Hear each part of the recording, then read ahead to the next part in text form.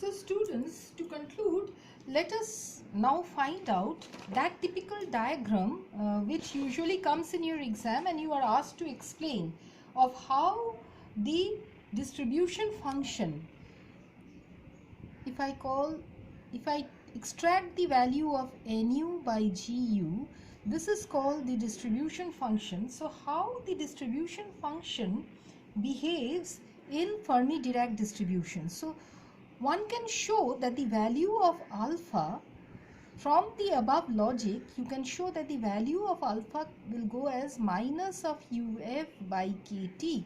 So that you can write the distribution function as e to the power u minus uf by kt plus 1. Okay, so this actually for values, so I am addressing a question which you get in your exam. For values of u less than uf, u less than uf means this exponential term is negative, and t equal to 0 Kelvin. Okay, all right. Here you will see your nu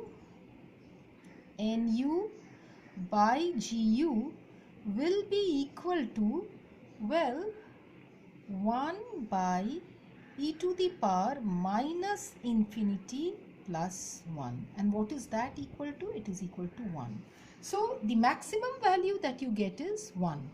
Okay, that is all energy states. So what you conclude from here is the following, that all energy states, all energy states having values having u less than uf are each occupied by a single electron, are each occupied by a single electron. Okay, so what will happen for u greater than uf? For u greater than uf,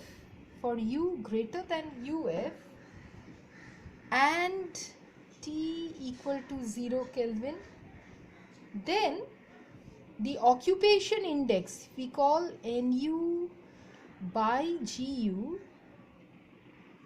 the occupation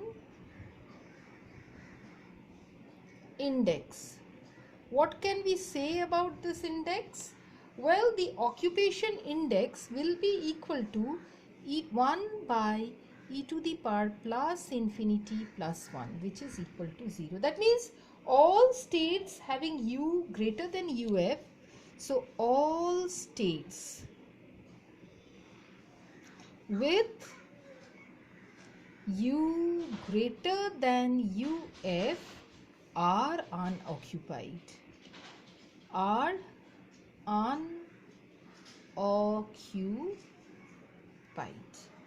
Okay, so basically if you draw a graph, this is very important, you are asked to do it in your exam. Suppose you are asked to plot a graph like this. Okay, graph of nu by gu versus u.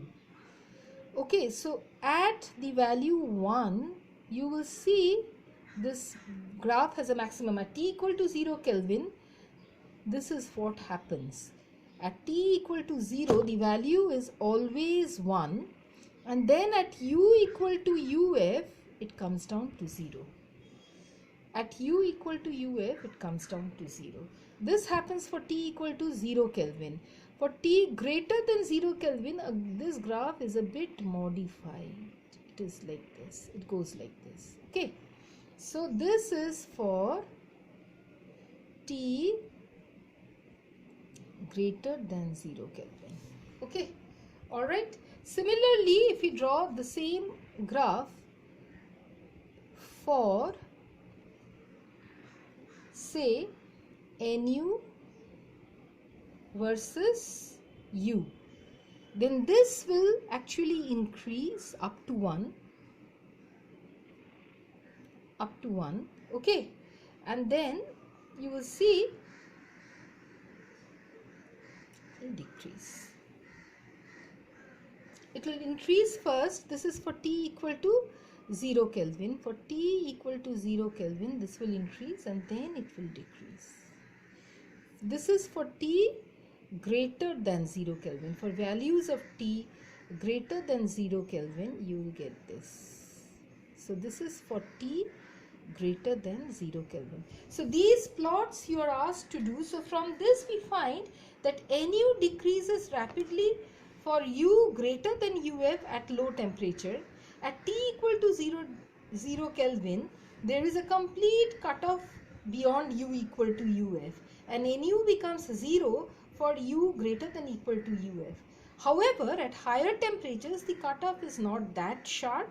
So both the graphs actually shows the Fermi-Dirac distribution function, the behavior of the Fermi-Dirac distribution function, and it actually signifies, it actually gives the definition of Fermi energy. So today let us stop our discussion at this point. Now, before I complete the class, I would like to actually discuss the salient features of particles obeying Fermi-Dirac distribution. What are the salient features, therefore, of classical particles?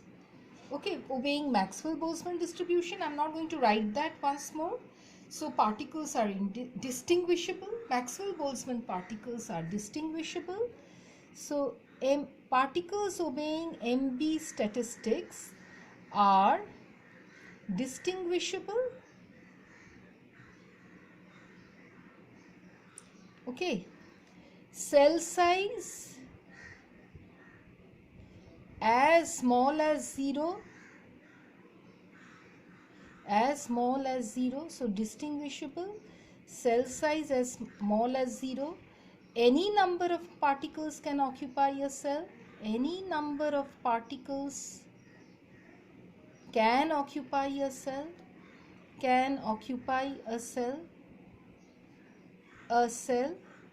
Okay, and well, the particles are spinless. This is for Maxwell-Boltzmann. For Bose-Einstein statistics, indistinguishable, isn't it? Indistinguishable.